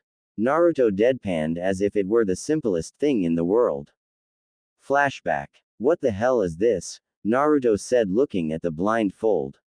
Jiraiya rolled his eyes. I put special seals on it to enhance your senses. Naruto looked at Jiraiya bemused. Jiraiya sighed. It's simple. When a person loses an ability, his other parts have to compensate. With the blindfold, it will make you blind, and it will send the chakra towards the other parts of your body. Naruto stared at Jiraiya. Jiraiya eyebrow twitched. What, it's true? Naruto sighed. I guess I have to trust you. Flashback cut. Sakura eyebrow twist. That is the most ridiculous thing I ever heard. Naruto was tempted to say, what about Kakashi's late excuses? When Naruto felt a nin to the right of him. Naruto spun around to back fist the nin, when the nin shouted. Naruto, it's me. Naruto stopped his strike and pulled it back. What is it, Kakashi? Kakashi looked at Naruto strangely. I will ignore the blindfold for now, but I need you to go after Sasuke. Kakashi summoned a dog and told the two to get Shikamaru and go after Sasuke once more. Naruto rolled his eyes under his blindfold. One boy is not going to save this village, just like you cannot change the world on your own. Naruto felt a chakra pulse above and immediately grew worried. That was not right feeling. Kakashi, what is happening over on that roof over there? Kakashi weaved under a punch and then slashed the attacking nin's eyes out and looked to where Naruto was looking at. There is a barrier jutsu, I believe the Hokage is in it. Naruto face blanked for a second and then it scrunched up in rage. Naruto growled out. Damn it, that senile old fool, he is going to get himself killed. Naruto turned to Kakashi and Sakura. Go on ahead, I am going to do something. Naruto. This is an. Shut up. Naruto growled, turning away from Kakashi. And with that, Naruto jumped towards the roof. Naruto used the wind chakra to propel him towards the roof. Naruto landed on the roof and sensed 4 chakra signatures to his left in a line and 4 chakra signatures in a square on the roof. There were 2 very faint chakra signatures in the middle. Naruto guessed that was the Hokage and Orochimaru. Naruto reached for his blindfold and lifted it up slightly so he could get a look. Alright, it's a barrier jutsu, I have to break it then. What are you doing here, Genin? Naruto turned to the left and saw an Anbu in white clothes, a captain, talking to him. Naruto turned back to the barrier. The closest one to him was a fat man with orange hair. How unlucky of him. Naruto spoke in an affirmative tone. When I create the opening, jump in and support the old man. The Anbu raised his eyebrows behind his mask. Excuse me. Naruto closed his eyes and took a deep breath. Flashback. What do you mean the old man is going to die? Naruto screamed at Jiraiya. Jiraiya looked at Naruto with an impassive face. After a few seconds Jiraiya sighed. Sensei is going to sacrifice himself to kill Orochimaru. That is what I believe Sensei is going to do. I known Sensei long enough to know that he is willing to sacrifice himself. Naruto paced back and forth furiously. No. He is the Hokage for Kami's sake. He is strong enough to kill Orochimaru without dying. Jiraiya scoffed. That would be true 10 years ago. Now, I just don't know. Naruto dropped to the floor, his hands holding up his head. Then what the hell do we do? Jiraiya at this smirked. We foil Sensei's plan. Flashback cut. Concentrate chakra in a spherical pressure between your hands. Allow it to pressurize as small as you can. Concentrate chakra to maximum density as possible. Use wind chakra to suck out air. With restriction gone, allow chakra to compress even further. Naruto quickly went through the list of instructions he had derived from a scroll on pressurization and gravity. And finally, Naruto pushed his hand together, but it stopped suddenly. A wall on both sides of the chakra appeared in front of him. Naruto opened his eyes, and in front of him, swirling around in wind, was a black orb, a vacuum. Naruto smirked. It worked. The intense friction caused by the wind moving against each other at such a high pressure caused vacuum to form. Normally it was just dissipate, but if you added chakra to it, not only would the vacuum hold, it would create heat, enough heat to melt through a mountain like butter. Naruto shakily raised the ball of vacuum up to the direction of the orange man. The vacuum was so powerful Naruto's body automatically compensated by pumping chakra to retain the pressure and keep Naruto from blowing himself up. The orange-haired man looked skeptical at the jutsu. He could only use this move once during the golden eye state. He didn't have enough control over the hyper chakra to cut the cost of the jutsu more than once. Naruto stepped forward, pushing the highly condensed orb of vacuum. It shot forward like a raging missile at the orange-haired man. The orange-haired nin looked at it in surprise. He tried to dodge, but it was too late. The orb impacted the barrier, went through it and hit the man. The nin screamed in pain as he clutched his head. Steam rose off him and suddenly his body burst into melting pieces of flesh and blood vapor. The barrier flickered once, twice, and then it briefly fell. The sound 4 or well the sound 3 now, eyes widened. Sakin yelled out, "Ukon, get over there."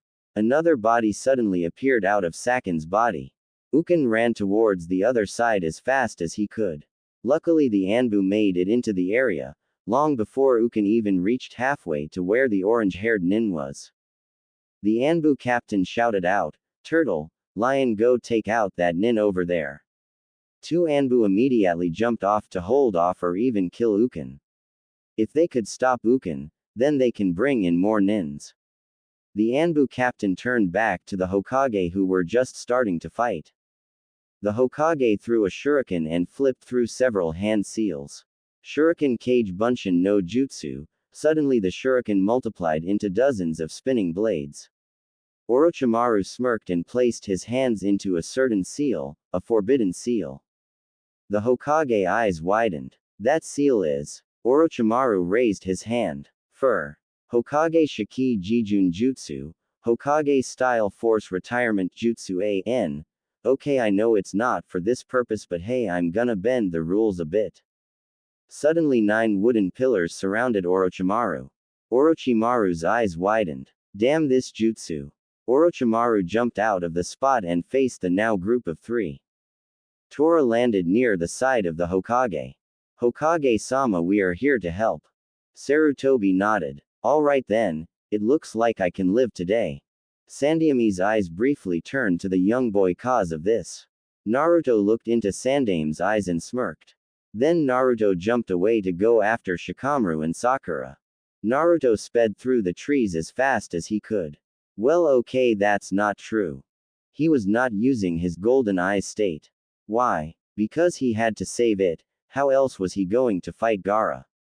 Naruto hoped through the boughs, adding chakra to his feet as he went. He would have plenty of chakra to spare when he got there, of course, but time was all that mattered. For all he knew, Sasuke could be dead and Sakura would die with him. Even though he did not want them as teammates doesn't mean he didn't value human life. He was treated lower than shit, but at least these guys actually looked at him and questioned him on how he was doing. It felt nice to be actually looked at other than a demon, other than some freak. Naruto gritted his teeth and pushed off another tree branch, launching him even further after Sasuke and Sakura. Now you all are wondering, how could he even find them? Simple really, he was feeling their chakra. Or at least the chakra spikes. Jiraiya had told him that they needed to work on his sensory, even just a bit. Because when Naruto didn't have the blindfold on, he couldn't sense anything. Not true of course, but Jiraiya liked to make his insults harsh so that Naruto would be more determined to prove him wrong. So what Jiraiya did is have Naruto. Flashback. Naruto took in a deep breath and waited. He looked straight ahead and resisted the temptation to turn around. Any second now it would come. Naruto heard a rustle but didn't react. He knew that would be a fake, a bait if you would. Naruto relaxed his muscles that had tensed up at the noise. It wouldn't help him if he tensed up. Now then, how am? Naruto's eyes widened as he felt the wind tickle his back and he back flipped immediately. A horde of sticks with very pointy edges flew under him. Naruto smirked as he watched them hit a tree on the other end of the field. Naruto's glee formed the success wouldn't last long. Naruto's eyes widened as he felt the wind tickle his right side. Naruto shifted his body and glared at the approaching sticks. Naruto lashed out with both his arms. Fuden. Air rift. Suddenly, as if a magic wall appeared. The sticks seemingly bent around Naruto, avoiding him by centimeters. It was as if the sticks were all afraid of Naruto, and all of them stayed away from him. Naruto had learned in his readings that it was easier to divert something than it was to stop it completely, using wind chakra. Naruto fell to the ground and stood still. He reached out with his senses trying to feel for the enemy. Left. No, just a falling leaf. Behind. Naruto slowly lifted his right leg. Tentatively, as if in the middle of a minefield, Naruto placed it gently behind him. Naruto allowed the ball of his feet to touch the ground, but he kept the hell up, just in case he needed to spring off. Naruto allowed his chakra to reach through the edges of his fingers. It would be easier to create sharper, wind blades, from the edges, since the finger was smaller than the arm. Naruto held his breath. Naruto felt something to his back. I was right. Naruto moved forward, to buy time, and then jumped out to his left. He placed the palm of his hand on the ground. Using his hand and arm like a lever, he turned and slashed outwards with his right arm, sending out a slash of wind chakra. Naruto's eyes widened as he saw a rope hanging from a tree. A trap, shit, a decoy. Naruto turned around. He was too late to react. Naruto was hit very hard on the head by a heavy rock. Naruto fell to the ground clutching his head. Ow, ow, ow, ow, ow. Jiraiya came out laughing. In his hand was another stone. He tossed it up jokingly and mockingly. Naruto stood up slowly, rubbing his forehead. Asshole. Jiraiya rolled his eyes. It's not my fault you can't sense my chakra signature. Naruto glared and then muttered. Like I can sense someone who has a level of a Sanin. Jiraiya rolled his eyes. Anyways, let me teach you a trick for sensing chakra spikes then. Naruto looked up, his face mixed with confusion. Chakra spikes. Jiraiya nodded. Every time you use a jutsu or chakra for that matter, you are sending an echo out to the world. Of course it gets weaker as it goes out, but if one is good enough, you can censor a jutsu about 3/4 of a mile out. Naruto's eyes widened. Whoa. Jiraiya nodded. Then Naruto blinked. But you probably can't do that, huh? Jiraiya's eyebrow twitched. Jiraiya reached up with the rock in his hand ready to throw. Naruto flinched back. Naruto felt a finger hit his forehead, pushing him roughly on the ground. Damn it, Jiraiya. Jiraiya laughed heartily. End flashback. Naruto allowed a faint sliver of chakra to go out and circle around him. The chakra flickered as it went to the left of him, about 30 degrees to be specific. Naruto turned in that direction and started jumping. Chakra reacts with chakra. That is a rule and law of life, just how people interact with people. Though not many people know this, Jiraiya had theorized that chakra was a binding force throughout the world and it was what kept the human body running. Of course, it was obvious since one person can die of chakra exhaustion, but there was meaning behind it. The notion that everything had chakra meant that you could react chakra with nature. Jiraiya had told Naruto it could be possible to use that chakra form nature. Naruto smirked. Jiraiya did have some pretty crazy skills then. Naruto felt that chakra spikes grow larger, and his sliver of chakra react violently. There is something demonic ahead. Naruto pushed even harder to get here. Sasuke. Dai Uchiha. Gaara cried out, raising his sand claw to take one final swipe at the Uchiha. Sasuke. Well, he was cringing in pain. He had just used another Chidori, but he had used the curse seal as well. Immediately, Sasuke knew he had to suppress it. Kakashi had said that it would degenerate his skill and led him to be a mindless slave. It forced a different chakra on him, reacting with his own to make him addicted or used to the tainted chakra. Sasuke could then guess on his own. If he used the curse seal, he would get power, yes, but it wasn't his own power. Sasuke looked at the sand claw, his approaching death. His memories flashed through his mind.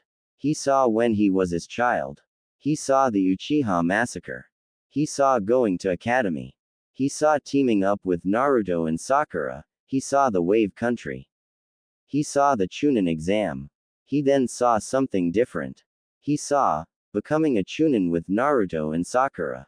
He saw fighting his brother with Team 7. He saw living his life, a better, happier life. Too bad he wouldn't get that life. Sasuke looked as the claw came closer and closer, as if in slow-mo. Sasuke gave a thought. Only if I had a bit more time to do all those things. No. Sasuke's eyes widened. Gaara turned slightly, his eyes widening. Several kunais came out and struck out at Gaara. Gaara blocked with his sand arm and jumped back. He growled at the newcomer, saliva dripping down his mouth like a hungry wolf ready to feed. Sakura dropped down next to Sasuke. She held out another kunai and held it bravely at Gaara. Sasuke panted in relief but then noted something that made his gut dropped. Sakura's hands were shaking. Shit. She can't do anything. She will just get herself killed. Sasuke gritted his teeth and got up slowly, using the tree as support. Sasuke panted out, Sakura, get out of here and get help, I'll hold him off. Sakura's eyes turned to him briefly. Sasuke could see her worry. But Sasuke, in your condition you'll. Sasuke already had sucked up the pain and faced Gaara.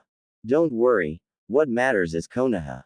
Gaara had enough of the talking and charged forward ready to strike. Fuuton. Force stomp.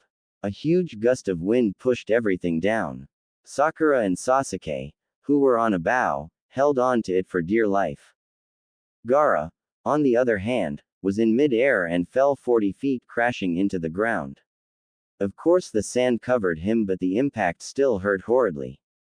After the gust of wind had died down, Sasuke and Sakura looked up, their eyes widening as they saw their savior was. Naruto was standing proudly on a higher branch. His arm folded in a tight bunch, and his leg was smoking, probably from using the jutsu before. Naruto looked down glaring at Gaara who was trying to stand up. Sasuke felt his muscles relax, he had a chance to live then. Naruto. Naruto glared as he watched Gaara stand up. A Jinchuriki, like me. A brief wave of sadness and yet relief passed through Naruto.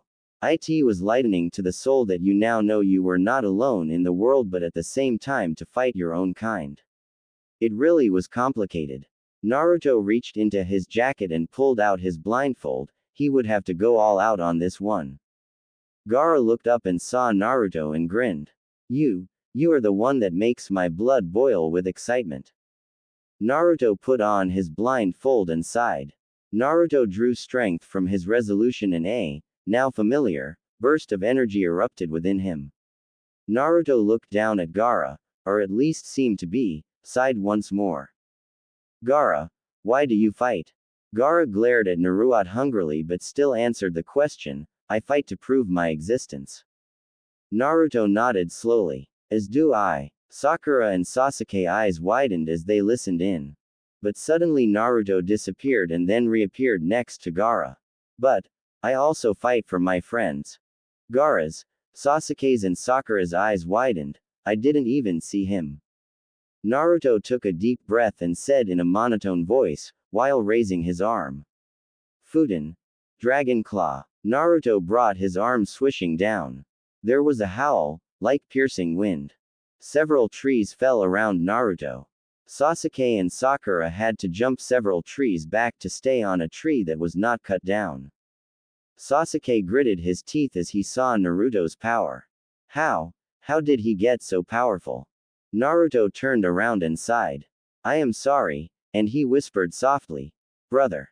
Naruto started to walk away but suddenly something erupted behind him. Gaara erupted from the trees, his claw outstretched towards Naruto. Don't be sorry. Just die. A mad grin covered Gaara's face. Finally he had a person who would satisfy his existence. Naruto leaned backwards and allowed the punch to go above him. Gaara had leapt when he was trying to strike Naruto, so his momentum and carried him forward towards Naruto. Naruto waited for just a second and then backflipped. His foot directly connected towards Gaara's face and shot Gaara upwards. Gaara spit blood as he flew up. Naruto gritted his teeth. I guess, I do have to stop you then. Naruto disappeared. And suddenly multiple Narutos appeared. They were all around Gaara as the seemingly stuck Gaara in one area and then faded away like a ghost. They were not Kage Bunshin but after images. Gaara cried out in pain as the wind chakra cut away his sand armor and cut some muscles and tendons.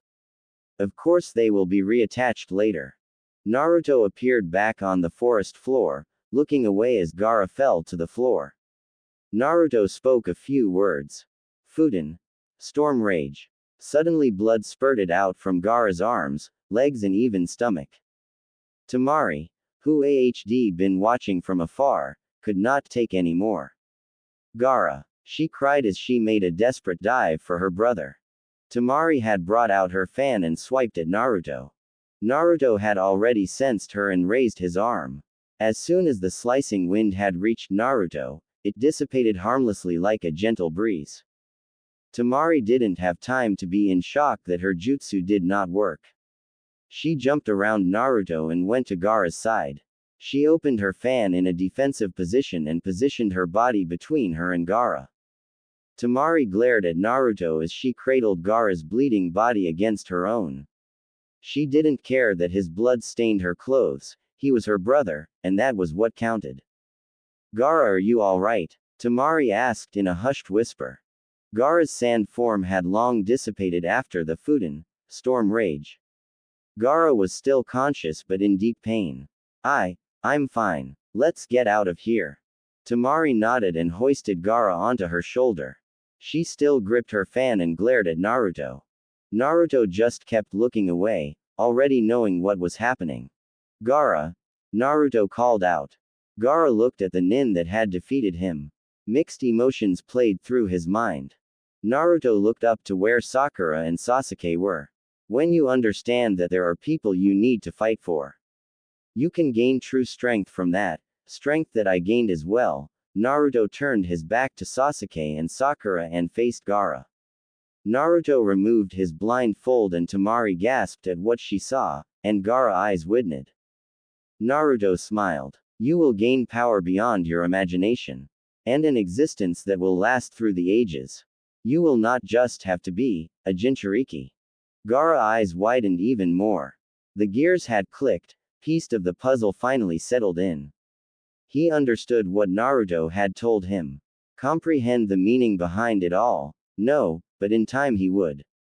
What Gaara understood now was that Here was a living proof of Naruto's explanation. Naruto, a fellow Jinchuriki, had drawn strength to protect. Temari didn't bother staying any longer and jumped away with Gaara. Sasuke and Sakura hoped down towards Naruto. Sasuke asked very slowly, jealously rising in his gut, "How did you do that, Naruto?" Naruto turned his blue eyes towards them and smiled. "It comes from being different." Naruto turned back towards the direction of Konoha. "Come on, we need to go back to Konoha, the old man is probably waiting." Hokage's office 2 days later. The Hokage's office was in shambles. It was simply destroyed. Okay, Tots exaggerating it, but Naruto had never seen the Hokage office this messy. Usually the old man was a neat freak. He had folders labeled with specific code words for every document or topic. His bookshelf is alphabetized on every shelf. Now it was a mess. It was like an elephant had decided to party in the room and then brought over a couple of bears and coyotes too. The walls had several slashes all around. The old man's precious bookcase was now broken and books ripped and strewn every which way. There were several cracks in the ceiling and huge holes in one part of the room. Now what happened? Simple. During the invasion, some nins decided they should take some of Konoha's secrets. Well, they didn't think right. You see, the Hokage had anticipated that. And he had his Anbu make a perimeter in the Hokage tower. And then they would slowly expand outwards. Only problem was, that the Sandaime miscalculated how many nins would try and attack the tour. But the Anbu got their job done, so really donin' matter. The only thing that stayed in T's place is the mahogany desk that the Hokage would rest behind. And once more the old man sat in his place. Naruto looked straight at the Sandaime and the Hokage looked straight back. No words were said for a while. There was no need.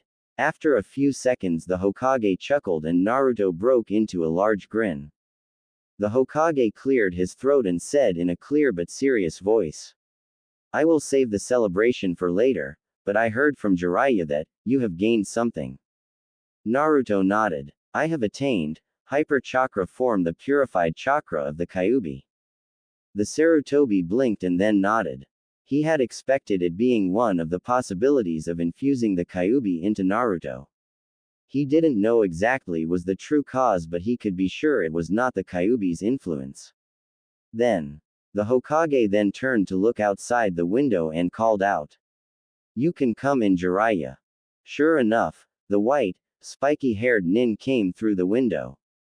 "Yo brat. Hey sensei." Naruto nodded and turned back to the Hokage. "I'm assuming you are no just gathering us here to have a debrief." The Sarutobi nodded solemnly. "I am choosing my successor." Naruto's eyes widened, but Jiraiya's face remained neutral. Jiraiya had already known this was coming. "It's Tsunade, isn't it?" Sarutobi nodded. "How did you know?" Jiraiya scratched the back of his head and sighed. "Let's see. First of all, you are going to need someone who is able to provide morale. Why not one of the Sanin? But you can't choose me since I need to maintain the order of my spy network. So the only choice is Tsunade." Sarutobi nodded. "Good. You still have a head in you." Jiraiya scowled indignantly. Sandaime ignored his fuming student and turned back to Naruto. "So what do you think, Naruto?" Naruto blinked out of his shock. "What do you mean?" The Hokage chuckled. "Well, you and Jiraiya are going to go find Tsunade." Naruto blinked once more and looked at Jiraiya. Jiraiya shrugged. "Sure, why not? I can continue where we left off." Naruto immediately brightened and nodded furiously. "Yay, I'm all for it." The Hokage held up his hand. "Now wait just a minute. We still have to rebuild Konoha to a proper state before we declare a successor." Naruto's face turned into confusion. "What do you mean?"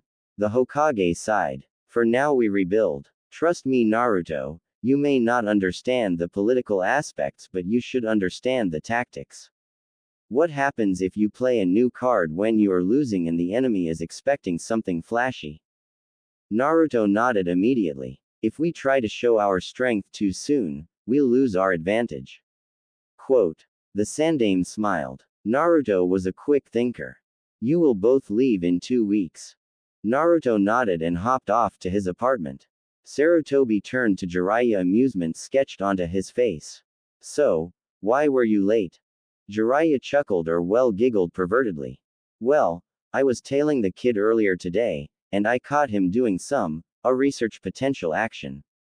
So I decided to give the little kid a little nudge in the right direction. Sarutobi giggled pervertedly too. Oh, tell me all the details.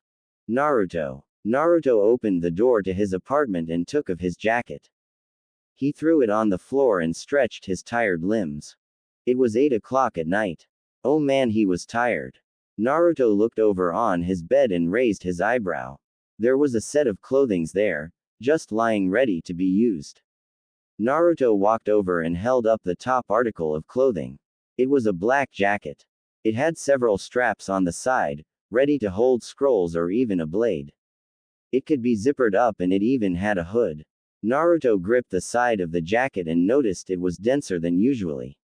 It's light but, it feels like a Chunin vest. Naruto placed it down and spotted something pocket out from one of the inside jackets. It was a neatly folded letter that was addressed to him. Naruto raised an eyebrow at it but opened it with curiosity. Yo brat, Naruto could already figure out who sent it to him. These clothes are for you. Naruto rolled his eyes, that much was obvious. I understand you have a thing for the Hyuga girl. Naruto blinked. He had a crush on Hinata. Naruto thought for a moment. Well, she was cute and she did support him a lot even if she didn't show it openly. She was pretty cute when she would shy away. Naruto shook his head out of these thoughts and turned back to the letter. I even saw you kiss her. Naruto blanched. Oh shit, that's right, he kissed Hinata. Oh shit. Holy shit, how was he going to explain to her? He wanted to make her faint so he could take her to the hospital. Oh shit, oh shit, oh shit. Naruto paced back and forth, his mind racing a mile a minute. Okay, slow down, Naruto. First of all, think it through. How am I going to explain to her? I can probably brush it off maybe. Avoid her. Say it was just a dream. Damn it, so many complications. Naruto palmed his face in agitation. Naruto turned back to the letter and continued reading. So I made you this jacket. Now before you got and think, what the hell does this do for me? Well, use this to try and get to know her. I've put seals on it so that not even the Byakugan can see through it. Of course, this won't block your chakra signature, but it'll cover your identity to talk to her. Naruto smirked as he finished the letter. Damn it, Jiraiya, I'll have to kick you in the later. Naruto grabbed the black clothing and pulled it on. Hinata. It had been 2 days since she had found herself in the hospital. She had remembered talking to Naruto and him moving towards her, but that was it. Every time she thought of the memory, she would blush heavily. Hinata decided to take her mind off things and try training again. Of course, this may not be the best idea. Hinata didn't want to be in her clan's house right now. What is a lady doing out here in the middle of the night? Hinata spun around surprised. She looked over to a patch of trees on a small hill. There was a man clad in all black clothes. He was sitting down at the base of the tree, his back snug against the trunk of the tree. Hinata couldn't see his face because the shade covered it completely. Hinata was about to get into a fighting stance when she saw the Konoha headband hung proudly from the man's belt. The most interesting part of the picture was the tea set the man had next to him. Obviously he was waiting for someone, since there were 2 cups sitting neatly on a small table. The teapot itself was on a small burner next to the table. Hinata approached the man slowly. Good evening, sir. The man nodded. Hinata would have guessed he was smiling due to his body language. Sit. I do not have a partner to sit next to, anymore. A realization hit Hinata. This guy must have lost a partner in the line of duty during the battle. Hinata cautiously walked forward and sat down. The man nodded in gratitude and poured 2 cups. So what is your name? The man asked. Hinata.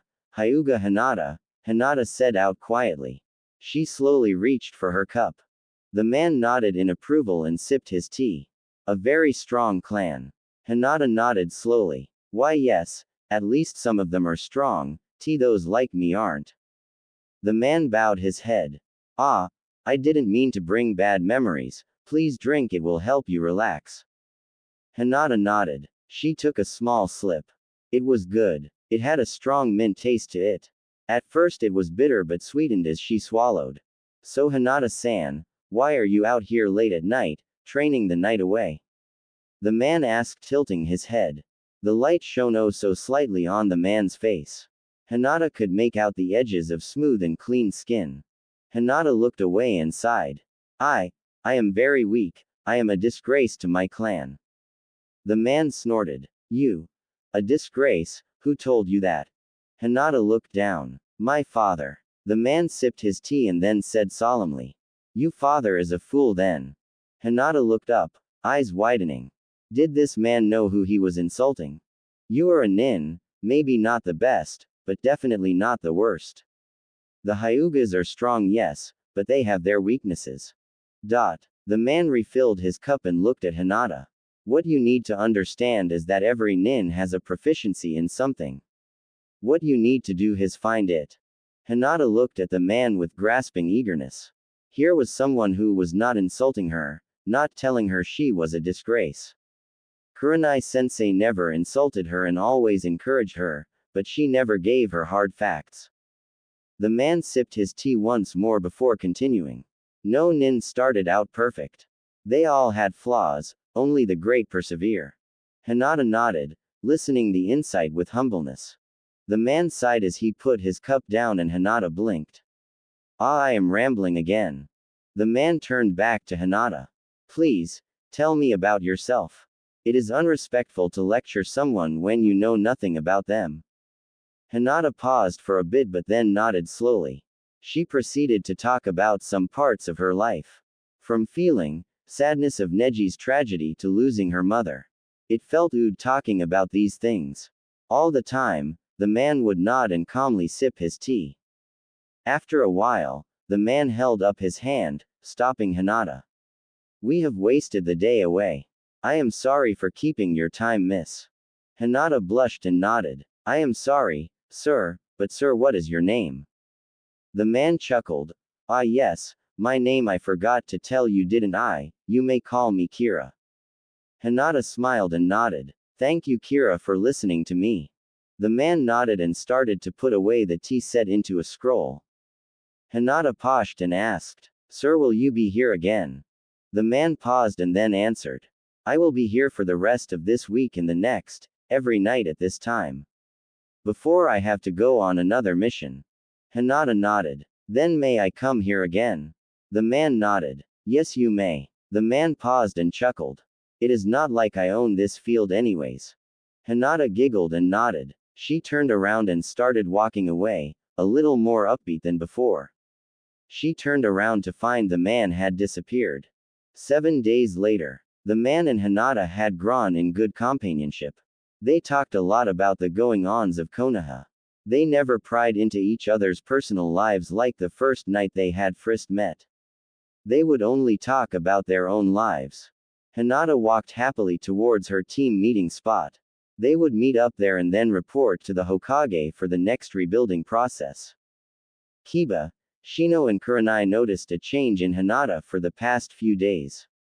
Kiba turned to Kurenai as he saw Hinata walking happily in the distance. No longer did she put her arms together and nervously walk. She let her arms fall to the side and walked gracefully. Although she still shied away from the crowd, she still walked with a bit more confidence. Sensei, I'm pretty sure I am not the only one who noticed that Hinata is different. Kurenai nodded, still looking at Hinata. Yes, I've seen the change too. But I don't know why. Shino lifted up his glasses up the bridge of his nose, by pushing it with his finger, and said, should we follow her afterwards to discern the cause of the change? Kurenai and Kiba stared at Shino. After a second, Kurenai shook her head. It is not a bad change, Hinata is growing and that is what counts. Team 8 turned back to their arriving teammate. Naruto. Naruto number 1 hammered the last nail into the house. Naruto number 2 placed several rows of tile on the roof. Naruto number 3 carried lumber to be cut by the carpenters. Naruto number 4, let's skip this part, shall we?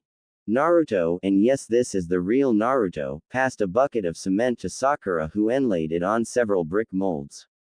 The process was silent but went well. There was still the overbearing awkwardness of expressing the confusion, the jealousy of Naruto's newfound power.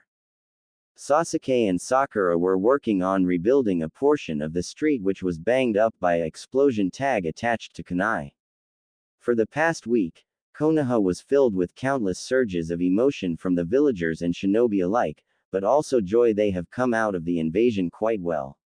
There were some who had lost a dear family member or close friend, were weeping or trying to find some ways of venting their sadness, and others having drinks and toasting to a better life and renewed happiness.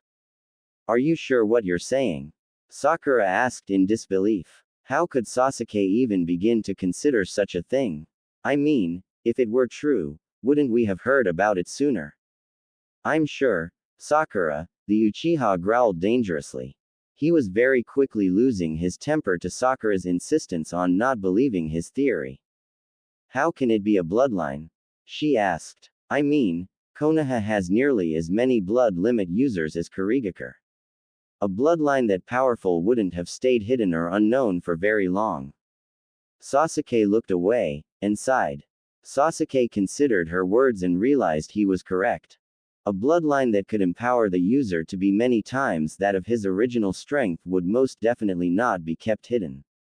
Konoha, or any other shinobi village, would have been trying to flaunt its strength. Plus, neither of them had ever heard of such a bloodline, having once studied Konoha's supply of limits in the academy. Also, all bloodline limits were famous in way, shape, or form. If Naruto's was indeed a bloodline, then it probably would have held more prestige than even the Sharingan or Byakugan. And why wouldn't we have heard about it sooner? She persisted. She didn't want to believe it, refused to believe it. Sasuke sighed once more and lifted a heavy stone. Fine, it's not bloodline. Let's just get back to work. Kakashi himself watched from a distance. Of course he helped out, but he kept tabs on his genin.